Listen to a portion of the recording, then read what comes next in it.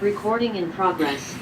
Bapak datang kemari sebagai bapak rakyat, hamba rakyat. Bapak kita tidak akan mengecewakan rakyat di desa ini.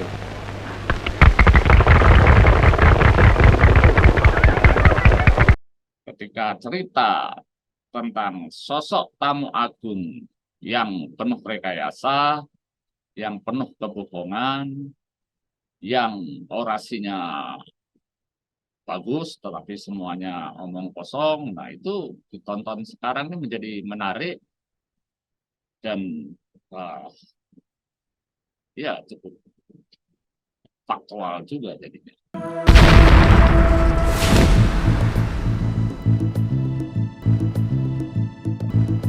Assalamualaikum warahmatullahi wabarakatuh.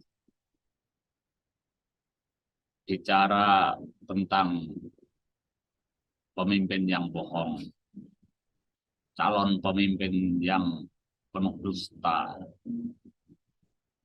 pemimpin yang direkayasa tidak seperti yang sesungguhnya, sehingga rakyat, masyarakat tertipu, terbohongi, dan mereka mengeluh-ngeluhkan dengan luar biasa,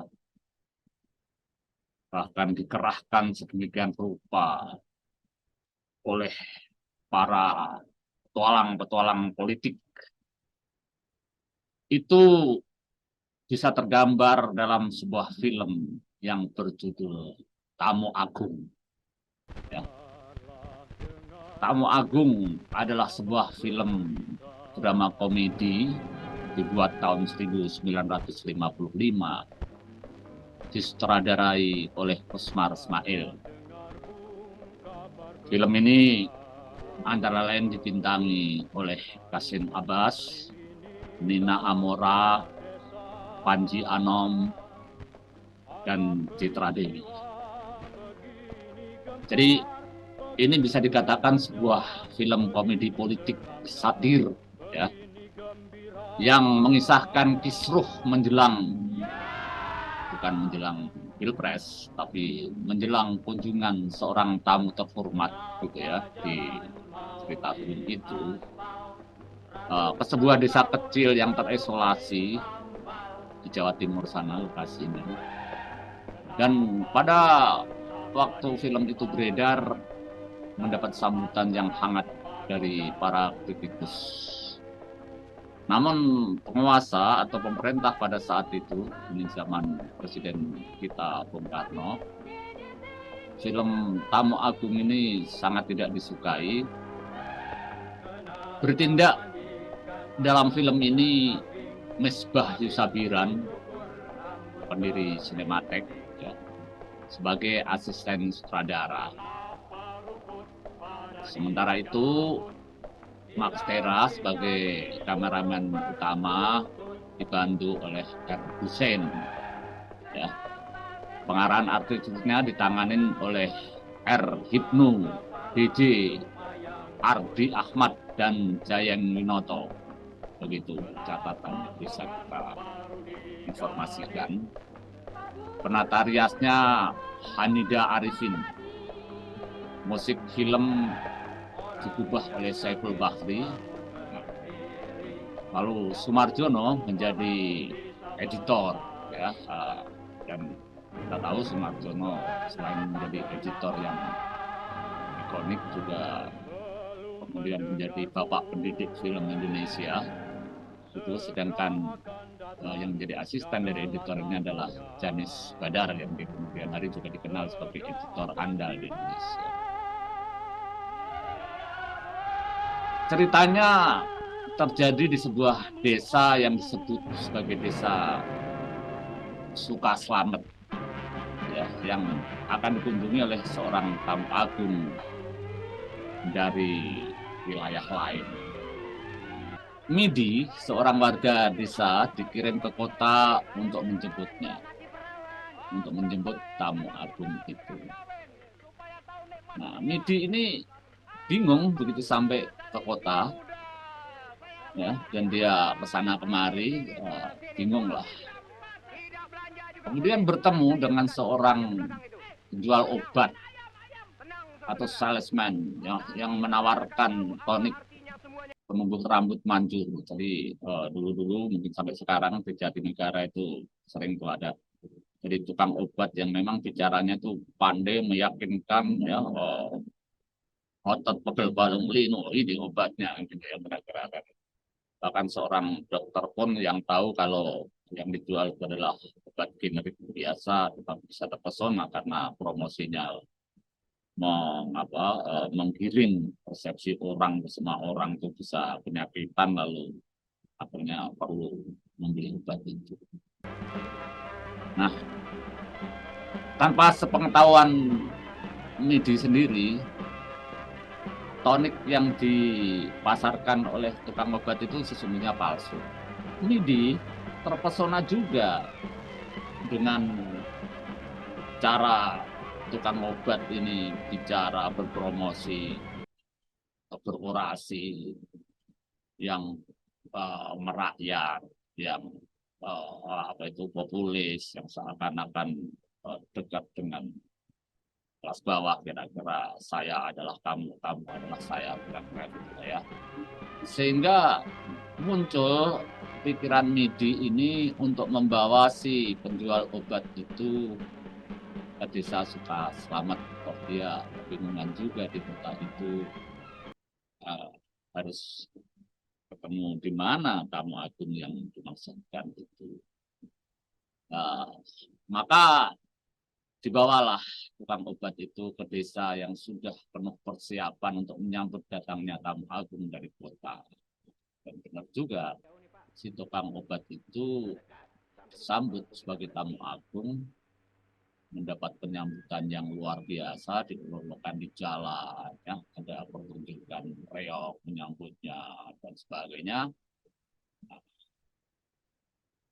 Ya, tentu saja kemudian si pemimpin ini berorasi, bicara, saya adalah pembawa aspirasi rakyat, saya akan berjuang, dan sebagainya, seperti itulah, sehingga warga desa yakin bahwa ini adalah pemimpin atau calon pemimpin yang patut didukung, kira-kira begitu.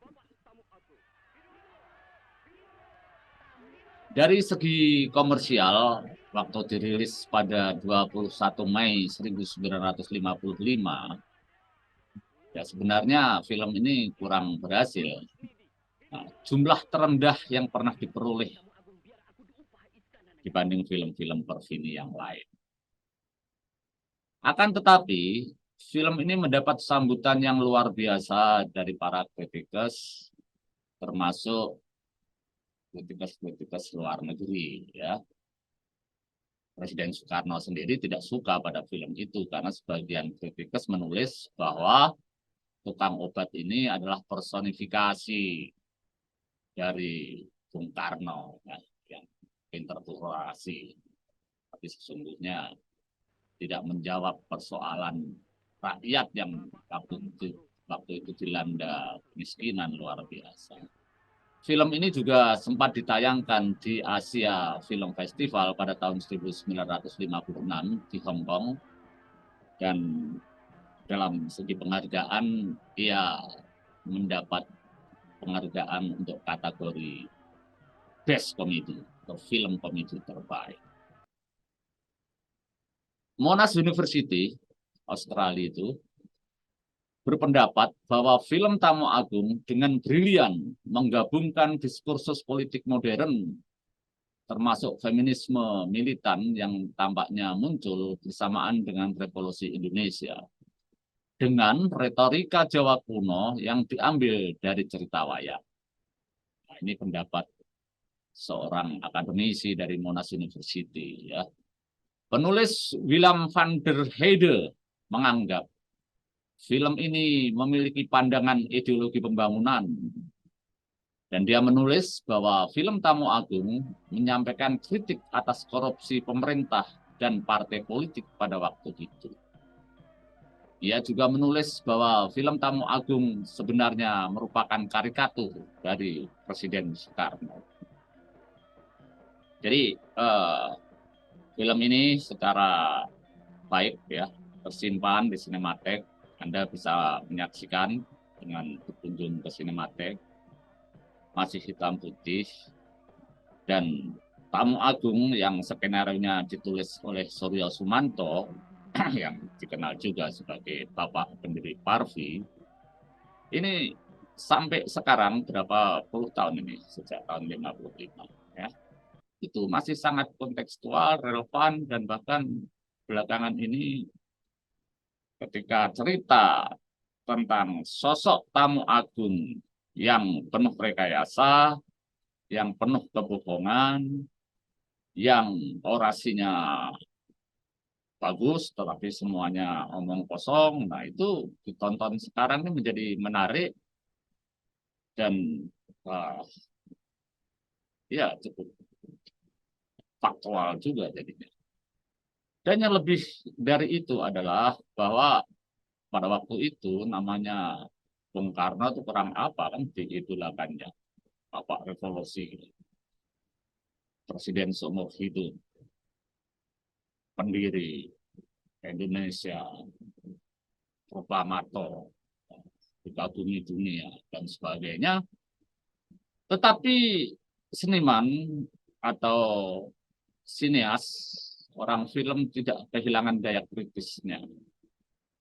Ya, tetap membuat sebuah film yang dari hasil kepekaannya sebagai seniman, dia menangkap satu situasi yang tadi disebutnya adalah situasi korupsi yang merajalela pada waktu itu, baik dilakukan oleh pemerintah maupun oleh partai-partai politik, gitu ya. Dan itu merajalela, meskipun di sana sini hukum bisa dimainkan. Nah, seorang senias ketika berkarya tetap berpijak pada kepekaan, ketersentuhan dari fakta yang dilihatnya, lalu difiksikan menjadi sebuah cerita yang dalam hal ini komedi satir, dan memang lucu filmnya. Dan itu menandai bahwa begitulah kira-kira fungsi dan posisi seniman, yaitu kritis sebagai bagian dari kontrol sosial melalui karya seni. Tentu kalau hanya dilihat dari segi industri, tadi film Tamu Agung dari segi komersil kurang sukses. Tetapi bahwa kita belajar banyak sampai hari ini, nama Osmar Ismail tetap kita kenang, karya-karyanya tetap aktual dan faktual, dan tahun lalu dia dinobatkan sebagai pahlawan nasional. Jadi kepahlawanannya datang setelah dia meninggal, ya bahkan sekian tahun sesudahnya, dan sekarang Osmar Ismail memiliki amal jariah yang tidak putus-putusnya, karena peninggalannya berupa karya-karya film itu menjadi referensi, menjadi ilmu pengetahuan, menjadi sumber informasi, sekaligus menjadi acuan dari perfilman Indonesia. Nah, dari karya Osmar Ismail yang berjudul Darah dan Doa, itulah juga Hari Film Nasional tiap bulan Maret, 30 Maret itu kita peringati. Jadi kalau kita ingin berkaca pada hal-hal seperti itu, maka film mestinya bisa menjadi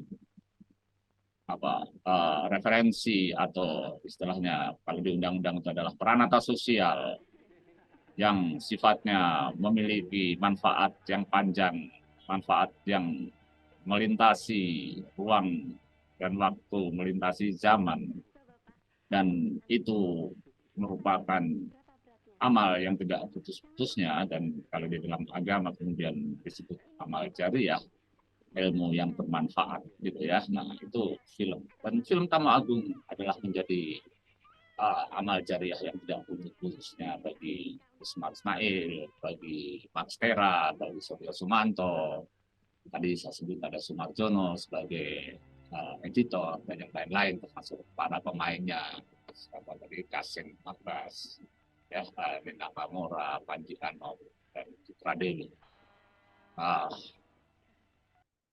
Dari sinematik, saya mengajak Anda untuk merawat ingatan melalui film dan karya film yang coba kita aktualisasikan untuk menjaga ingatan kita, merawat ingatan kita, pikiran kita, bahwa kehidupan, bahwa persoalan sesungguhnya meliputi masa lalu, hari ini, dan harapan-harapan yang akan datang.